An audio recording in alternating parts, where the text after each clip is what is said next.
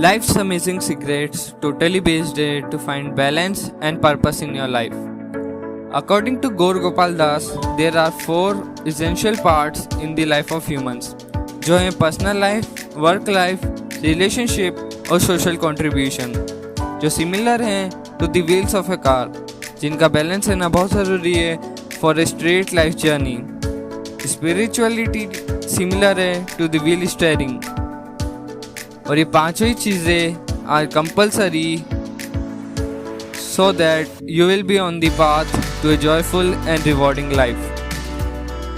The first main key to getting a healthy and happier life is gratitude. Gratitude मतलब thankfulness. तो रोज़ थोड़ा समय निकालो, उन चीज़ों के बारे में सोचो for the things you are grateful for. बाद में look for the manners in which you can show your gratitude. For example, आपकी मॉम आपके लिए रोज़ खाना बनाती है, तो उन्हें कभी कभी थैंक यू बोलने से वो भी खुश हो जाएंगी और आप भी खुश होंगे. This way you will have a field, healthier and happier life. अगर अपनी पर्सनल लाइफ को बैलेंस रखना चाहते हो तो you need to stop worrying and nurture your spirituality. यही मैं आपको एक स्टोरी सुनाता हूँ व्हाट्सएप क्रिएटर की.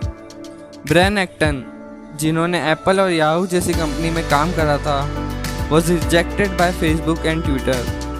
पर ये अपनी रिजेक्शन से बॉदर नहीं हुए और अपनी लाइफ कंटिन्यू रखी. एंड इन 2014 ही sold WhatsApp to Facebook for a huge sum of $19 billion. तो इस स्टोरी का मोरल क्या है? We shouldn't worry about the things we can't control.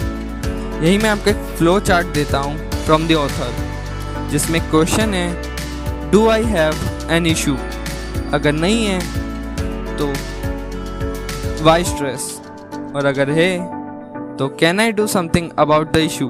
अगर कर सकते हो then why should you worry, और अगर नहीं कर सकते हो तो the problem is beyond your control. There is no need in wasting your time worrying. यही एक बात ध्यान रखना, we are spiritual beings, so connect to our God. This way we will spread love to others and to ourselves.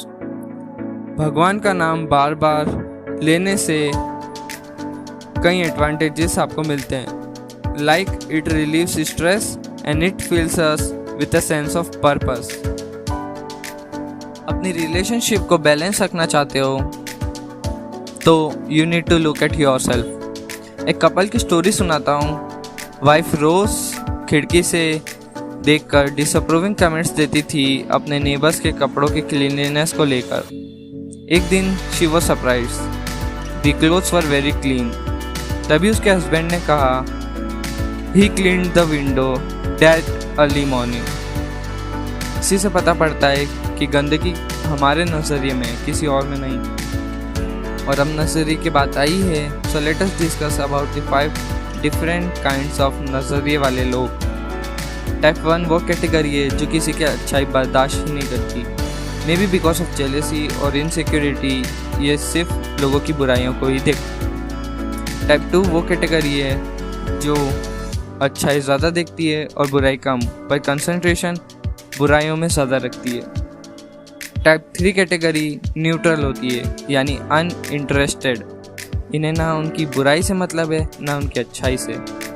Type 4 category दोनों अच्छाई और बुराइयों को आइडेंटिफाई करती है, पर अपना कंसंट्रेशन बुराइयों में नहीं रखती. इसका बेस्ट एग्जांपल है Aditya Birla, who was the CEO of Hindalco industries, जो अपनी एम्प्लॉयज़ के गुड स्किल्स की एक लिस्ट बना के रखते थे, जिसकी वजह से वो उन पे परसेप्शन गेन रख सकते थे और जिसकी वजह से वो अपना गुस्सा भी शांत रख पाते थे. टाइप 5 कैटेगरी बहुत ही अनकॉमन कैटेगरी है. ये किसी की बुराई देखते ही नहीं है. अगर इन्हें पॉइंट साइज भी किसी की अच्छाई दिखती है तो वो उसे लाइन साइज बना देते हैं. पर अगर पर्सनली आप मुझसे पूछ रहे हो कि कौन सी कैटेगरी सबसे बेस्ट है, तो मैं कहूँगा 3rd या 4th कैटेगरी. पर किसी के नज़रिए को बदलने के लिए अगर आप उसे कोई फीडबैक देना चाहते हो, so be conscious of how we talk to others, क्योंकि वर्ड्स आर लाइक वेपन्स और ये वो इमोशनल वाउंड्स देते हैं जिन्हें भरने में सेवरल ईयर्स निकल जाते हैं। अगर किसी को कोई फीडबैक देना चाह रहे हो तो इन पॉइंट्स का ध्यान रखना। First, am I the exact person to provide corrective feedback? क्या आप वही सही इंसान हो जिसे उसे सुधारने के लिए कोई फीडबैक देना ज़रूरी है? Second point, do I have the right reason to provide corrective feedback? क्या आपके पास सही और सटीक रीज़न है कि आपको उसे फीडबैक देना ज़रूरी है? Third, do I know the correct approach to offer corrective feedback? Note that it's not about what you say, but it's how you say it. So, feedback देते समय ये बात ध्यान रखना कि आपका फेशियल एक्सप्रेशन, टोन और गेस्चर काम और काइंड हो। Fourth, is this a good time? क्या ये सही समय है उसे करेक्टिव फीडबैक देने का? पूरी फैमिली के सामने अपनी बीवी के खाने की बुराई करना सही नहीं है। It can demotivate her.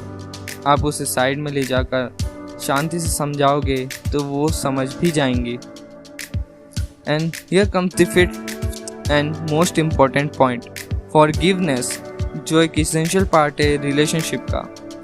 Instead of thinking it is my problem, जो आपको लॉन्ग टर्म गिल्ट फील करवाती है, या इट इज़ योर प्रॉब्लम, जो आपको दूसरों के प्रति और ज़्यादा गुस्सा दिलाती है, think it is the problem, जिसकी वजह से you will be able to handle that problem positively, avoid putting blame and able to solve it earlier. अब बात आती है अपनी वर्क लाइफ को बैलेंस करने की।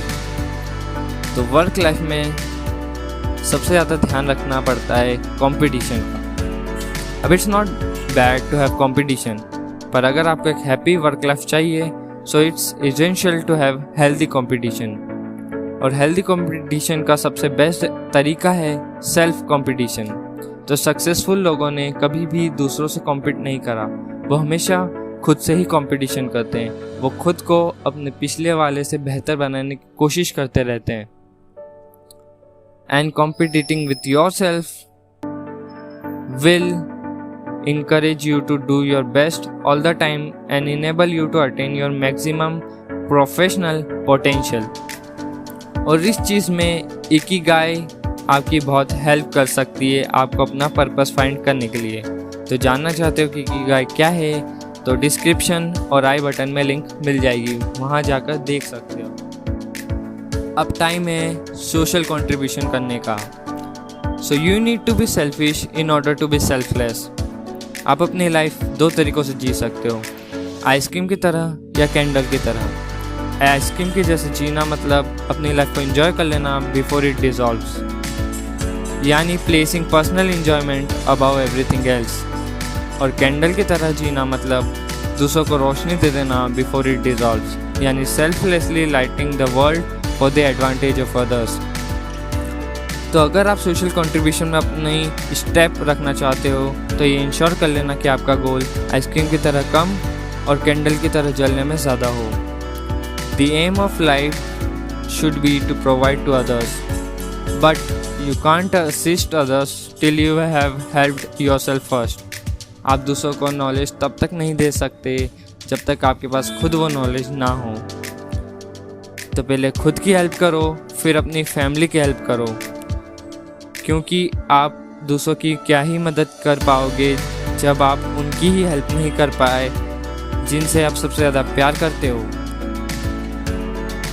लाइफ्स अमेजिंग सीक्रेट्स आपको यही सिखाती है कि अपने पर्सनल लाइफ इम्प्रूव करो, फिर अपने रिलेशनशिप्स को मेंटेन करो, फिर अपने बिजनेस को इम्प्रूव करो, और जितने भी एक्सपीरियंसेस लो वो आउटर वर्ल्ड में जाके शेयर करो। That's all about the book life's amazing secrets by Gaur Gopal Das. अगर वीडियो पसंद आया हो तो वीडियो को लाइक करना और बुक फ्लेंस को सब्सक्राइब करना to get the power of books.